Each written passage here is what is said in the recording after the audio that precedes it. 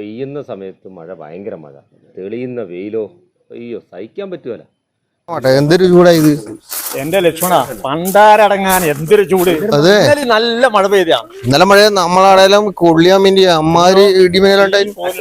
ആ ഇത് ഈ അന്തരീക്ഷത്തിന്റെ നമ്മളെ കംപ്ലീറ്റ് ഇത് മാറിയില്ലേ. കാലാവസ്ഥ മൊത്തം മാറി.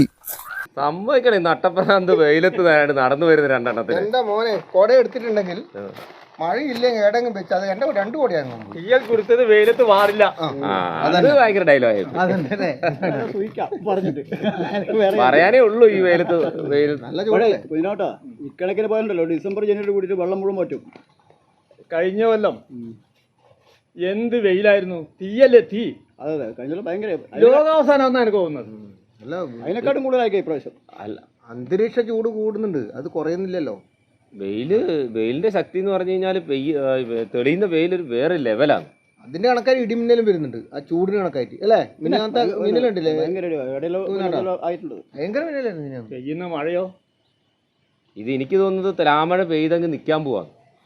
ഒന്നും ഇങ്ങനെ ഇപ്പത്തെ എവിടെയും നല്ല ന്യൂനമർത്തോ അതുപോലുള്ള കാര്യങ്ങളോ വന്നു കഴിഞ്ഞാൽ പിന്നെ പറയാനും പറ്റും. ഇങ്ങനെയാണ് എത്ര മഴ പെയ്താലും ഇപ്പൊ ഇവിടെ കുടിവെള്ളത്തിന്റെ കാര്യം കമ്മിയായിരിക്കും. കുടിവെള്ളത്തിന് ഭയങ്കര ഒരു സംശയം പേരിക്കണ്ട. ഇപ്പൊ തന്നെ പുഴയൊന്നും വെള്ളം ഇല്ലാണ്ടായി. അല്ല, ചെക്ക് ഡാമിന്റെ അവസ്ഥ കണ്ടില്ലേ. ഇപ്പം നിറച്ച് വെള്ളമുണ്ട്, അതിൻ്റെ അകത്ത് ആ മണലൊന്ന് വാരി കളഞ്ഞു കഴിഞ്ഞാൽ, അല്ല അതൊന്ന് ചെക്ക് ഡാമിനുള്ള ചെളിയും മണലും എടുത്ത് കളഞ്ഞാൽ തന്നെ എത്ര വെള്ളം സ്റ്റോർ ചെയ്യാൻ പറ്റും? ഒന്നും ഇല്ല അതിൻ്റെ അകത്ത്. ചെക്ക് ഡാം പണിയുമ്പോ എന്താ പറഞ്ഞത്, നാടായ നാട് മുഴുവൻ കിണറ്റിന് മുഴുവൻ വെള്ളമാവും. അതുപോലെ തന്നെ പിന്നെ എല്ലാ കൃഷിക്കാർക്കും നനക്കാൻ പറ്റും. ഇതിപ്പോ പറഞ്ഞാൽ അതിന്റെ സൈഡിലെ കുറച്ച് ആൾക്കാർക്കല്ലാതെ വേറെ ആർക്കും 2 സൈഡിൽ താമസിക്കുന്ന ഒരു രാപ്പ ഇല്ലാണ്ട് മോട്ടർ ഇട്ട് വെള്ളം അടിക്കുന്നുണ്ട്. അത് ശരിയാണ്. അതിന് പഞ്ചായത്ത് പ്രദേശം തടഞ്ഞതാണ്. അതങ്ങനെ ഇല്ല, നമ്മളെ പിന്നെ ഭയങ്കര വേനൽ വന്നില്ലേ, ആ സമയത്ത് പഞ്ചായത്തുകാരെ തടഞ്ഞാണ്. ആര് കേൾക്കാൻ? എല്ലാവർക്കും അവരവരെ കാര്യം മാത്രമേ ഉള്ളൂ. അല്ല, അത് മാത്രമല്ലെന്നേ. ഈ പുഴയിൽ ഫുള്ള് ചെളി അടിഞ്ഞിട്ട് അല്ല മണൽ അടിഞ്ഞിട്ട് നമ്മുടെ പുഴയിലെ കയങ്ങളില്ലാതായി. കഴിഞ്ഞ പ്രാവശ്യം ആവുള്ളാങ്കയത്തിന്റെ അവസ്ഥ കണ്ടില്ലേ, മീനെല്ലാം ചത്തുപൊങ്ങി, ഓക്സിജൻ. അതിൻ്റെ അകത്ത് അങ്ങനെ ഒരു കയവില്ല നമ്മുടെ അടുത്ത്. പണ്ടൊക്കെ പേര് കേട്ട കയമാണ്, എന്നാൽ ഈ തവണ അതിന്റെ അടി കണ്ടെന്നാ പറഞ്ഞു. ആ ഒരു അവസ്ഥയിലോട്ട് എത്തി. അതിന് കയവില്ല. ഇപ്പാടാ കയെന്ന് പറഞ്ഞ സാധനമില്ല. ശരിക്കും മണല് കോരിയിട്ട് ആൾക്കാർക്ക് ലേലം വിളിച്ച് കൊടുത്തു കഴിഞ്ഞാൽ അതൊന്നും പഞ്ചായത്തിന്റെ ഒരു വരുമാനം. അതൊന്നും നടക്കുകയല്ല, ചെയ്യൂല അല്ലേ, ഒരിക്കലും. അതൊന്നും നടക്കുവല്ലാത്ത കാര്യമാണ്. അതിനെക്കുറിച്ച് പറഞ്ഞിട്ട് കാര്യമില്ല. ഇത് നമുക്ക് മറ്റേ കുടിവെള്ളത്തിന് വേണ്ടി അന്ന് ഇവിടെ ഒരു പദ്ധതി, ജലനിധി, ഈശ്വരി പഞ്ചായത്തിന്റെ ജലനിധി പദ്ധതി ഓർമ്മയില്ലേ? ഓർമ്മയില്ലേ? നമ്മളെ വീട്ടിലേക്കട്ടും ഈ ചെറുവരലിന്റെ വലിപ്പത്തിൽ ഒരു പൈപ്പെല്ലാം ഇട്ടിട്ടുണ്ട്. വെള്ളമുണ്ടോ, കാറ്റുണ്ടോ? ചെവി വെച്ച് നോക്കിയാൽ മതി, ഇങ്ങനെ കാറ്റ് വരുന്നുണ്ട്. ഇത് കണക്ഷൻ കൊടുത്ത് ഇത് ആയിട്ടില്ല, ഓണാക്കിയില്ല. അങ്ങോട്ട് വെള്ളം വന്നില്ലെന്നേ, വെള്ളം വരാൻ വേണ്ടിട്ട്. അതേതാണ് ഈ ജപ്പാൻ കുടിവെള്ളത്തിന്റെ പണ്ടൊരിക്കല് ഈ മറ്റേ ഇതെല്ലാം ഉണ്ടായിട്ടുള്ളൂ, മറ്റേ വികസനത്തിന്റെ അപ്പോസ്തലന്മാരുണ്ടായിട്ടില്ലേ, ഒരു വിഭാഗം ഉണ്ടല്ലേ കഴിഞ്ഞ പ്രാവശ്യം. അവര് കൊണ്ടുവന്നൊരു സംവിധാനം. അല്ല, ജലനിധി അവര് കൊണ്ടുവന്നല്ല, അത് കേരള സർക്കാരിന്റെ ഒരു പദ്ധതിയാണ്. അല്ല, അത് നടപ്പാക്കാൻ വേണ്ടി ഇവര് നിന്നു. നടപ്പാക്കാൻ ശ്രമിച്ചു എന്നുള്ള അതാണ്. അത് നടപ്പാക്കാൻ ശ്രമിച്ചു മാത്രമേ ഉള്ളൂ. ശ്രമിക്കല് മാത്രമേ ഇല്ല, ഒന്നും നടക്കുന്നില്ല. സാധാരണക്കാരനെ കൊണ്ട് ഞാൻ കൊണ്ട് ഒരു ഗുണവുമില്ല. അത് കമ്മിറ്റിക്ക് ഉണ്ടാവില്ലേ? കമ്മിറ്റിയും കാര്യങ്ങളും ഉണ്ട്. നമ്മൾ ഇടുന്ന പൈസ എല്ലാം മടിച്ചുകൊണ്ടായിരുന്നേ കേട്ടത്തിട്ട്. ഈ സത്യം പറഞ്ഞാൽ ഈ നമ്മളെ ഉണ്ടല്ലോ, നമ്മളെ ഒന്നാണ് ഈ ചെക്കിടാം, അതിന് വേറെന്തോ പുല്ല പേരുണ്ട്, ഒരു പട്ടികഞ്ചേരി വലക്കലത്തെ പേരുണ്ട്. അതെന്തെങ്കിലും ആവട്ടെ. അതില് പിന്നെ അത് കൊണ്ടുവന്നത് മറ്റേ ഈ വെള്ളത്തിന് വേണ്ടിയിട്ടൊന്നുമല്ല. ഇപ്പൊ കുഞ്ഞിലാവട്ടെന്ന് പറഞ്ഞില്ലേ, അത് 2 കാര്യം നനക്കാം, അത് ഇതാക്കാൻ പറഞ്ഞു. വെള്ളത്തിന് വേണ്ടി അല്ല കൊണ്ടുവന്നത്. യഥാർത്ഥത്തിൽ കൊണ്ടുവന്നത് നമുക്ക് പാലം കിട്ടാൻ വേണ്ടിയിട്ടാണേ. അതല്ലേ, അത് സത്യം തന്നെ. വെള്ളം ഇവര് പറഞ്ഞ വെള്ളം കൃഷി ആവശ്യത്തിന് എടുക്കാം, പറമ്പിൽ വെള്ളം അടിച്ചു കഴിഞ്ഞാല് കിണർ ഫുള്ളാവും എന്നൊക്കെയല്ലേ പറഞ്ഞു. അതിൽ ഇത്ര മീറ്റർ അതല്ലേ 10-500 മീറ്റർ ആയിട്ട് അകലെ ഇല്ല പറമ്പുകാർക്ക് മുഴുവൻ വെള്ളം കിട്ടും, തണുപ്പ് കിട്ടും, അത് ഇതൊക്കെയല്ലേ പറഞ്ഞിരുന്നത്. 1 കിലോമീറ്റർ ഒക്കെ വെള്ളം കിട്ടുന്ന. അല്ല, അങ്ങനത്തെ കാര്യത്തിൽ തർക്കമില്ല. പക്ഷെ എന്നാന്ന് ചോദിച്ചു കഴിഞ്ഞാൽ നിങ്ങൾ ഓർക്കണം, ഈ പദ്ധതിക്ക് ഭാഗമായിട്ടാണ് ആവുള്ളാങ്കയത്തിന്റെ അവിടെ നമ്മൾ അവിടെ മോട്ടറും കിണറും കുളമെല്ലാം ആക്കിയത്. നിങ്ങൾ ഒരു കാര്യം മനസ്സിലാക്കണം, കഴിഞ്ഞ വേനൽക്കാലത്ത് ആവുള്ളാങ്കയത്തിന്റെ അവസ്ഥ എന്താണ്? മീൻ ചത്തു പോകുന്നില്ലേ? അതെ, ഇതിപ്പോ എന്നാ സംഭവം എന്നറിയാം. ഇത് ഒരു പാലം എന്തായാലും വേണം, അതിന് വേണ്ടിയിട്ടില്ല ഒരു പേരിനാക്കിയ സംഭവം ഇതല്ലോ. ആ പാലം കിട്ടണമെങ്കിൽ നമ്മൾ എത്ര വിചാരിച്ച് നടക്കില്ല. അത് പറയല്ലേ. അങ്ങനെയാണെങ്കിൽ ഇപ്പൊ കൊല്ലാടെ നോക്ക്, നിങ്ങൾ കൊല്ലാടെ ഒരു പാലം വലിയ പാലം അല്ലേ, വേറെ പാലം എത്ര 300 മീറ്റർ അപ്പം പാലമല്ലേ. പക്ഷെ അന്നേരം പാലം കിട്ടാൻ വേണ്ടി മാത്രം ഒന്ന് തന്നെ പറഞ്ഞുകൂടാ. സുരേഷ്, അതിന് വേറൊരു കാര്യമുണ്ട് സുരേഷ്. ആദ്യത്തെ നാട്ടുകാർക്ക് ഒരു ഒത്തൊരുമയുണ്ട്. അതെ, നമുക്കില്ലാത്തത് അതാണ് ഏറ്റവും വലിയ പ്രശ്നം. അത് ശരിയാണ്. അതുപോലെ തന്നെ ഈ ജലനിധി പദ്ധതിയുടെ കാര്യങ്ങൾ പറഞ്ഞു തന്നെ ഈസ്റ്റലേരി പഞ്ചായത്ത് ജലനിധി പദ്ധതി അത് ഒരു ഇതാണ്. ഞാൻ എൻ്റെ നാട്ടിൽ അത് പാലാവില ഏരിയയിലൊക്കെ ചെന്ന് കഴിഞ്ഞാൽ എങ്ങനെ എവിടുന്ന് വെള്ളം വരുമെന്ന് അറിയില്ല. കാരണം ഉള്ളംകയത്തുള്ള വെള്ളമാണ് അവിടെ വരുന്നതെന്ന് പറഞ്ഞു. അത് ആ മീനഞ്ചേരിയുടെ മലയ്ക്ക് മണ്ടയിലോ വേറെ എവിടെയെങ്കിലും ഒരു ടാങ്ക് വെച്ചാലേ അങ്ങോട്ട് വെള്ളം വരുള്ളൂ. ഇപ്പോൾ ആ റോഡ് ടാറിങ് ചെയ്യാൻ വേണ്ടിയിട്ട് ഫുള്ള് പൈപ്പും അവിടുന്ന് മൊത്തം ആ ജിയ പൈപ്പ് മൊത്തം പൊക്കിയെടുത്ത് മുറിച്ചിട്ടേക്കുവാണ്. എത്ര കോടികളുടെ മുടക്ക് മുതലാണ് ചിന്തിക്കണത്. അത് ഇവര് പറയുന്ന വെച്ചാൽ മറ്റേ റോഡില്ലേ, ഓടക്കൊല്ലി റോഡില്ലേ, ആ റോഡ് വന്നപ്പോൾ അതിന്റെ പണിക്കാരെടുത്ത് മാന്തി പുറത്തിട്ടാണ് പറയുന്നത്. അത് മാത്രമല്ല, ഞാൻ അതിൻ്റെ അകത്ത് വേറെ രസം എന്നാന്ന് വെച്ച് കഴിഞ്ഞാൽ ഓരോ വീട്ടിൽ നിന്നും 2500 രൂപ വെച്ചിട്ടാണ് അവരന്ന് പിരിവെടുക്കുന്നത് വെള്ളം വേണ്ടുന്നവർ. അപ്പോൾ 2500 രൂപ പിരിവെടുക്കാൻ വേണ്ടി അങ്ങോട്ടൊരു വണ്ണം കുറഞ്ഞൊരു പൈപ്പ് വിട്ടിട്ട് അവിടെ അവരുടെ മീറ്ററും ആ ഒരു കണക്ഷൻ എല്ലാമായിട്ട് അവിടെ എല്ലാ വീടിൻ്റെ നമ്മുടെ അടുത്തുള്ള വീടുകളുടെ കൊടുത്തവരൊക്കെ മിറ്റത്ത് ഇങ്ങനെ ഒരു ഫൈബറിൻ്റെ ഒരു സ്ക്വയർ ആയിട്ടൊരു പൈപ്പിൻ്റെ അകത്ത് എല്ലാം സെറ്റ് ചെയ്ത് വെച്ചിട്ടുണ്ട്. ഈ മെയിൻ വരേണ്ട പൈപ്പുകൾ മൊത്തം മുറിച്ച് വേറെ ഇട്ടിട്ടുണ്ട്. അത് ജൽജീവൻ പദ്ധതി ആയിരിക്കും. അത് ജലനിധി ജലജീവനായില്ലേ? 2500 തെറ്റാന്ന്. 2500 അല്ല സുരേഷേ, ഈ നാട്ടിൽ നിന്നും കൊടുത്തത് 5000 രൂപ കൊടുത്തിട്ടുണ്ട്. ഞാൻ 5000 കൊടുത്താണ്. അങ്ങനെ എന്തോ നമുക്കവിടെ 4000 3000 കൊടുത്തിട്ടുണ്ട്. പക്ഷെ അത് അവിടുന്ന് ആ പദ്ധതി വരുന്ന സമയത്ത് തന്നെ നമ്മൾ പറഞ്ഞു ഒരു കാരണവശാലും എവിടുന്ന് എത്ര പ്രഷറിൽ എങ്ങനെ നമുക്ക് ഇതിനകത്ത് വെള്ളം വരും.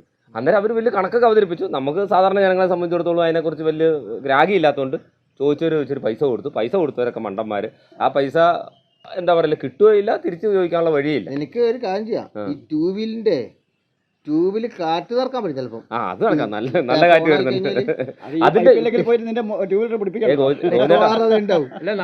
നമ്മുടെ അടുത്തല്ല ഈ ജലജീവൻ പദ്ധതിയുടെ ഒരു പൈസ ഒന്നും മേടിച്ചില്ല. അത് ജലനിധി. ഇപ്പൊ അത് ജലജീവൻ അതെന്താന്ന് അത് ജലനിധിയുടെ പേര് മാറ്റി ജലനിധിക്ക് കൊടുത്തില്ല. അത് പുതിയ അത് അടുത്ത കുപ്പിയിലെ പൂതമാണ്. അല്ല, അത് കേന്ദ്രത്തിന്റെ പറഞ്ഞ സുരേഷ്, ഈ പൈപ്പ് ഉണ്ടല്ലോ, ഇപ്പൊ നമ്മളിപ്പോ ഒരു രോഗിക്ക് ഓക്സിജൻ കൊടുക്കണമെങ്കിൽ ഈ പൈപ്പ് മൂക്കിൽ വെച്ചിട്ട് അവിടെ ഊതിയാൽ മതി. അത്രേ പൈപ്പുള്ളൂ. അല്ല, 10,000 ലിറ്റർ വെള്ളം ഒരു മാസത്തിൽ എടുക്കാന്ന് അവർ പറയുന്നത്. ഒരിക്കൽ പൈപ്പിന്റെ മുഴുവൻ ഇതല്ല, എവിടുന്ന് വെള്ളം വരും അത് നിങ്ങൾ പറ. ജലനിധിക്ക് പൈസ കൊടുത്തില്ല, അവിടെ തെറ്റാന്നേ. ഈ പ്രദേശത്തിന് 1.5 ലക്ഷം റുപ്യ പിരിച്ചിട്ടുണ്ട് അവര്. ആ 1.5 ലക്ഷം റുപ്യ അടച്ചിട്ടില്ല, ബാങ്കിൽ അടച്ചിട്ടില്ല. അതുകൊണ്ടാണ് നിങ്ങൾക്ക് വെള്ളം കിട്ടാത്തത്. മറ്റു പല സ്ഥലത്തും വെള്ളം കിട്ടുന്നുണ്ട്. പൈസ അങ്ങോട്ട് ഇവിടെ കിട്ടാത്തത് അതുകൊണ്ടാണ് പറഞ്ഞത്. പൈസ അങ്ങോട്ട് പോയി. അതെങ്ങനെ ഈ വികസന സമിതിയുടെ ആൾക്കാരല്ലേ ഇവിടെ വന്നിട്ട് നമ്മൾ പൈസ മേടിച്ചത്?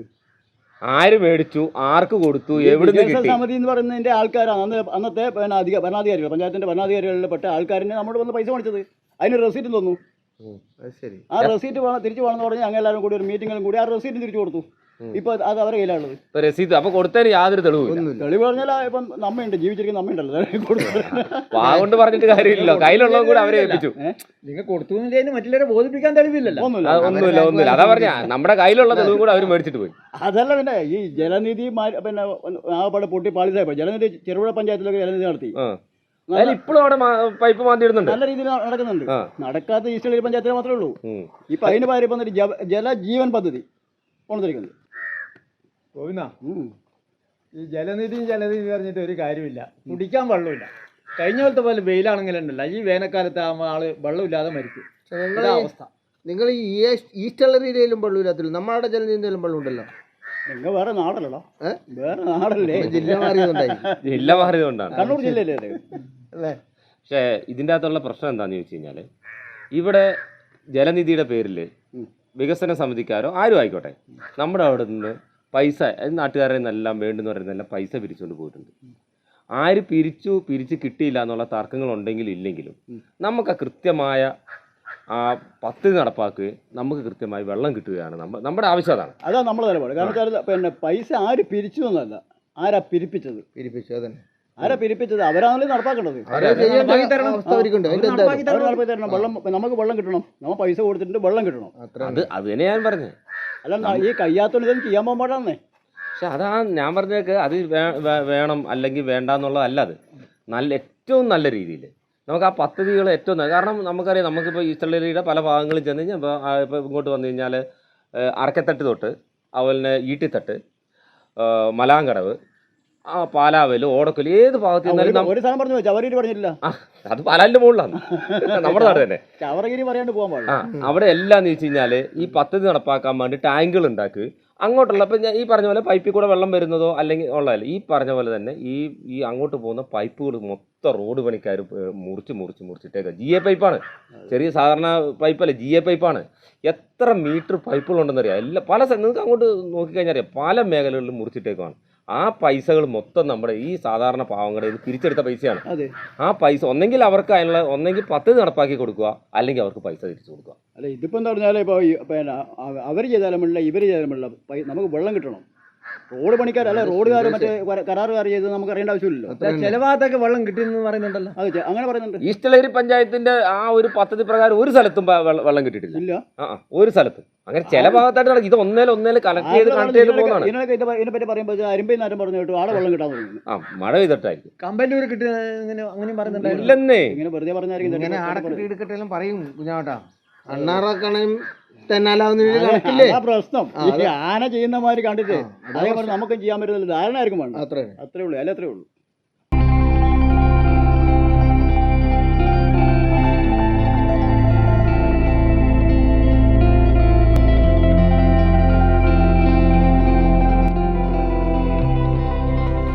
+2 പഠനം കഴിഞ്ഞില്ലേ, ഇനി എന്തെന്ന് സംശയം ബാക്കിയാവുമ്പോൾ സാധാരണക്കാരന് പഠിക്കുവാൻ ഒരു കോളേജുണ്ട്. ചെറുപുഴയിൽ സെന്റ് മേരീസ് നഴ്സിംഗ് കോളേജ്. 2 വർഷത്തെ നഴ്സിംഗും ലാബ് ടെക്നീഷ്യൻ കോഴ്സും പഠിക്കുമ്പോൾ തന്നെ ശമ്പളത്തോടു കൂടി ജോലിയും കിട്ടും. ആഴ്ചയിൽ 500 രൂപ വീതം മാത്രം ഫീസ് അടച്ചാൽ മതി. പിന്നെ വീട്ടമ്മമാർക്കും ഇതേ ഫീസിൽ നഴ്സറി ടീച്ചേഴ്സ് ട്രെയിനിങ് കോഴ്സുമുണ്ട്. ഇതോടൊപ്പം സ്പോക്കൺ ഇംഗ്ലീഷ്, കന്നഡ കോഴ്സുകൾ എന്നിവ സൗജന്യമായി. അഡ്മിഷൻ ഉറപ്പാക്കൂ. 1/4 നൂറ്റാണ്ടിന്റെ സേവന പാരമ്പര്യവുമായി സെന്റ് മേരീസ് നഴ്സിംഗ് കോളേജ്, അമ്പലം road, Cherupuzha. Phone 9947771550, 9446007032, 9847813409. Land phone 04985 200 228. ചുരുങ്ങിയ ചെലവിൽ ഹോസ്റ്റൽ സൗകര്യവും ലഭ്യമാണ്.